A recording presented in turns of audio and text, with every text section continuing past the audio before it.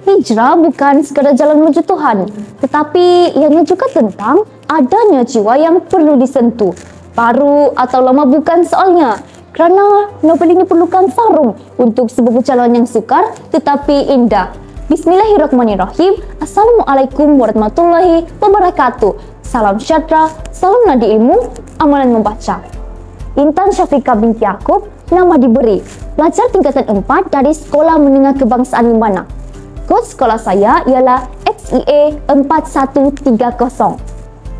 Tujuan utama saya berada di sini adalah untuk berkongsi dan mengulas tentang buku pilihan saya yang bertajuk Hijrah Kal, karya saudari Nurul Syazlinda Hairul. Buku ini mengandungi 270 halaman dicetak dengan 18 bab di dalamnya yang berkisahkan tentang hijrah. Buku ini berharga RM15.90 bagi Semenanjung Malaysia dan RM16.90 bagi Sabah dan Sarawak. Harga yang ditawarkan sangat berpatutan dan mampu dimiliki oleh pelajar seperti saya. Tema utama yang terdapat di dalam novel yang menarik perhatian saya ini ialah semangat yang tidak mengenal erti putus asa dan semangat persahabatan yang erat. Meniti wasilah nirmala yang pertama, pembukaan karya disajikan dengan kisah seorang remaja bernama Kal. Kal yang kehilangan ibu bapanya terpaksa kembali ke Malaysia dikarenakan masih berusia 17 tahun. Tetapi takdir orang tidak sama. Kehadiran Kal di Malaysia tidak diinginkan oleh ahli keluarganya sendiri. Pelbagai rintangan dan cabaran yang terpaksa dihadapi oleh Kal sepanjang berada di Malaysia. Antaranya ialah terpaksa berhadapan dengan kebencian masa silam neneknya. Selain itu, Kal juga dikatakan sebagai pembawa malang dan penyebab kematian sepupunya, iaitu Johari. Tetapi, oleh kerana tekad dan kebaikan datuknya terhadap Kal, semua halangan tersebut ditolak tepi. Namun, sudah menjadi lumrah hidup.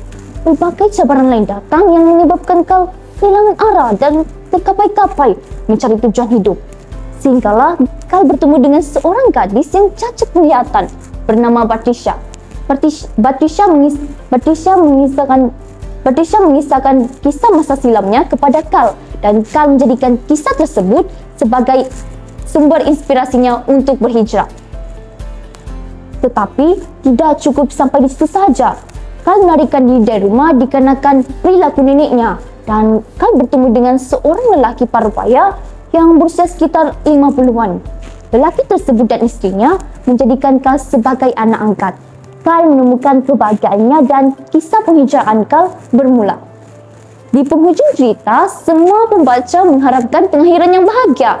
Namun, penulis memilih untuk merentapkan hati para pembaca dengan membuatkan watak utama iaitu Kal meninggal dunia. Cuma, pada pendapat saya, kekurangan novel ini ialah tragedi kematian Kal hampir sama dengan tragedi kematian sepupunya, iaitu Johari. Saya sebagai pembaca mengharapkan tragedi kematian Kal lebih menyentuh hati agar saya sedikit lebih memahami novel ini. Kebencian yang dilampiaskan oleh Hajar Rahimah kepada satu-satunya cucunya daripada anaknya, iaitu Iskandar, berakhir dengan penyesalan dikarenakan terlalu mendengarkan kata-kata negatif dari orang di sekeliling. Seperti yang kita tahu, seorang nenek seharusnya sangat menyayangi cucunya, tetapi penulis menambahkan sifat kebencian yang dapat membuatkan para pembaca geram apabila melihat watak antagonis tersebut. Pengajaran yang kita dapat dari buku ini ialah dapat menggambarkan Kal ialah seorang remaja yang berjiwa kental dan sentiasa bertabah hati. Walaupun Kal dibenci oleh ahli keluarganya sendiri, tetapi dia tetap bertahan dan terus mencari makna hidup. Watak utama yang sangat dekat di hati dan hampir sebaya dengan saya menyebabkan saya memilih buku ini. Selain itu, bahasa yang digunakan juga sangat berkesan dalam memberikan gambaran kepada para pembaca sehingga dapat membuatkan para pembaca menyentap jiwa. Contohnya pada muka surat 29 hingga 33, pada babak tersebut Kal disindir dengan singis oleh guru agamanya sendiri dan rakan sekelasnya, yaitu Ikmal, dikarenakan tidak tahu menahu tentang ajaran agamanya sendiri seperti berpuasa, mengucap 2 kalimat syahadat dan juga sembahyang. Jadi, jika anda ataupun anda semua sedang mencari-cari buku yang mampu membuatkan anda lebih bersemangat mendekatkan diri kepada Tuhan, maka saya cadangkan karya Hijrakal dengan majoriti 5 bintang dari setiap pembeli dan penjual. Karya Hijrakal menemani hidup anda hari demi hari.